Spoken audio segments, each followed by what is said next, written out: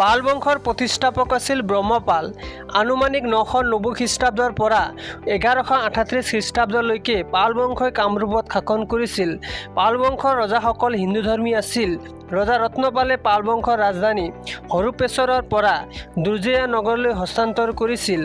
ৰত্নপালৰ দিনৰ বৰগাঁও, শুৱালকুছি আৰু চুৰাতবাৰী তাম্ৰলিপি পোৱা গৈছে। ৰত্নপালে বংগৰ গৌড় ৰজাক পৰাস্ত কৰিছিল। ৰজা ধৰ্মপাল আছিল পাল বংশৰ আটাইতকৈ শ্ৰেষ্ঠ ৰজা।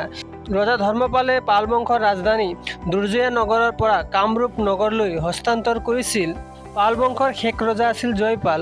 হয়গ্ৰীৱ মাধৱ মন্দিৰ পাল বংশৰ ৰাজত্বকালত নিৰ্মাণ কৰা হৈছিল। এই মন্দিৰ 10ম শতিকাত নিৰ্মাণ কৰা হৈছিল। 1583 চনত ৰজা ৰঘুদেৱ নাৰায়ণে এই মন্দিৰ পুনৰ নতুনকৈ নিৰ্মাণ কৰিছিল। হয়গ্ৰীৱ মাধৱ মন্দিৰ কামৰূপ জিলাৰ হাজোত অৱস্থিত। হাজোৰ মণি পৰ্বত নামৰ টিলাৰ ওপৰত এই দেৱালয় অৱস্থিত। মদন কামদেৱৰ দেৱালয় পাল বংশৰ ৰজাসকলে নিৰ্মাণ কৰিছিল। এই দেৱালয় 9ম-10ম শতিকাত নিৰ্মাণ কৰা হৈছিল। বৰ্তমান কামৰূপ জিলাৰ বাইহাটা চাৰিআলিৰ ওচৰত দেৱনাগিৰি পাহাৰত মদন কামদেৱৰ দেৱালয় অৱস্থিত।